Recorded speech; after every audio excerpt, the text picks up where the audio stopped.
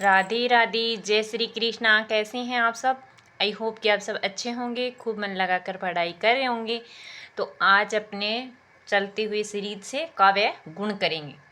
काव्य गुण किसे कहते हैं? जिस प्रकार से मनुष्य के शरीर में शूरवीरता, उदारता, करुणा और परोपकार आदि मानवीय गुण विद्यमान होते हैं, तो यही हमारी मनुष्य की पहचान होती है। ठीक उसी प्रकार काव्य की पहचान कैसे होती है? ठीक उसी प्रकार काव्य में भी प्रसाद, ओज, माधुर्य आदि गुण होते हैं। इन्हीं गुणों के पहचान से काव्य की सुंदरता बढ़ती है या काव्य की पहचान होती है कि काव्य में कौन सा गुण है। काव्य की आत्मा रस है। रसाभाव में काव्य नीरस होता है और उसके पढ़ने अथवा सुनने में आनंद की अनुभूति नहीं होती है। पढ़ने या सुनने से आनंद की अनुभूति नहीं होती है। गुणों के भेद। आचार्य भरत मुनि ने सर्वप्रथम गुणों की चर्चा की है। सबसे पहले गुणों की चर्चा किसने की है?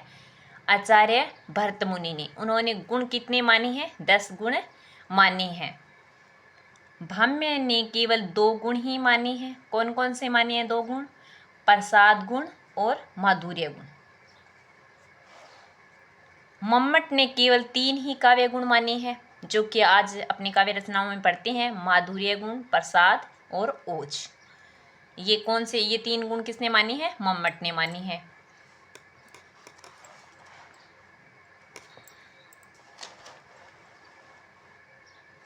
अब अपने पढ़ते हैं माधुर्य गुण। जिस रचना को पढ़कर या सुनकर हमारा हृदय द्रवित हो जाए, उस गुण को क्या कहते हैं? माधुर्य गुण कहते हैं। इस गुण का सन्निवेश उन रचनाओं में होता है ट वर्ग के वर्णों को छोड़कर उन वर्ग के वर्णों का प्रयोग हो। ट वर्ग के वर्णों को छोड़कर अन्य वर्ग के वर्णों का प्रयोग हो, वहां पे माधुर्य गुण होता है। र और पंचम वर्णों का प्रयोग वर्जित है। लंबे समासों का प्रयोग न हो। संयुक्त अक्षरों का प्रयोग कम होता है। श्रृंगार, करुण, शांत रस इस गुण का प्रयोग होता है। श्रृंगार, करुण और शांत रस इस गुण का प्रयोग होता है। अब इसके अंदर अपने दोहा पढ़ेंगे, देखेंगे इसमें कौन सा काव्य गुण है। बरतस लालच लाल की मुरली धरी लुकाए, सोहे कहे बोहिनी हंसे, देन कहीं नट जाए। इसके अंदर कौन सा गुण है? जिस रचना को पढ़कर सुनकर हमारा हृदय द्रवित हो जाए, तो इसके अंदर कौन सा गुण होता है? माधुर्य गुण। माधुर्य गुण।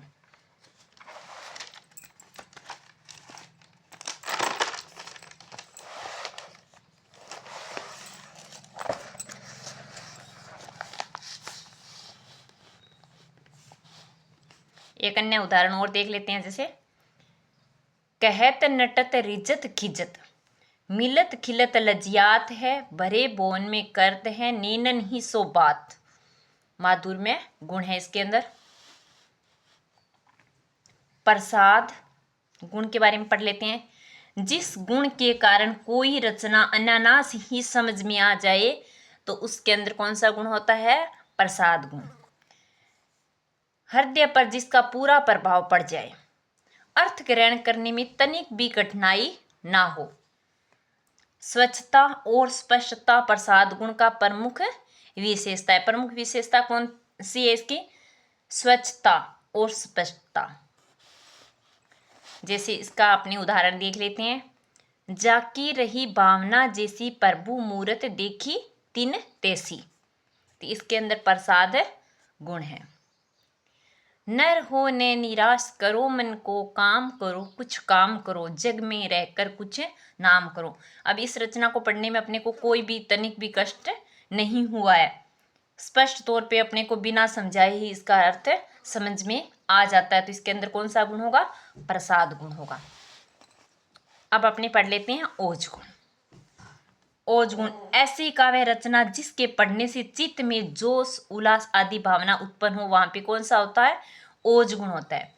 वीर, रौद्र, भयानक, विवश आदि रसों की रचना ओज गुण पाया जाता है। आदि रसों की रचना होगी ना, उसके अंदर ज्यादातर ओज गुण ही पाया जाता है। वीर होगा, उसके अंदर ओज के भाव होंगे, तो ओज गुण हो जाएगा। रौद्र, भयानक और विवश। ओज गुण वाली रचना में ट वर्ग के वर्णों का अधिकता होगी, संयुक्त अक्षर संयुक्त शब्दों की अधिकता होगी, लंबे लंबे समासिक पदों का प्रयोग इसके अंदर होगा। जैसे इसका उदाहरण देख लेते हैं। देशभक्त वीरों, मरने से नेक नहीं डरना होगा, प्राणों का बलिदान देश की वेदी पर करना होगा। इसके अंदर कौन सा गुण है? ओज गुण है। वीर रस है ना, वीर रस है, इसलिए इसके अंदर ओज गुण है। अब रचना को पढ़ते ही अपने को इसका अर्थ पढ़कर इसके अंदर कौन सा भाव आ रहा है? ओज का भाव आ रहा है, उल्लास हो रहा है, तो कौन सा होगा? ओज गुण होगा। कैसी लगी आपको हमारी क्लास? अगर आपको हमारी क्लास अच्छी लगी तो कमेंट करना, लाइक करना, शेयर करना। धन्यवाद।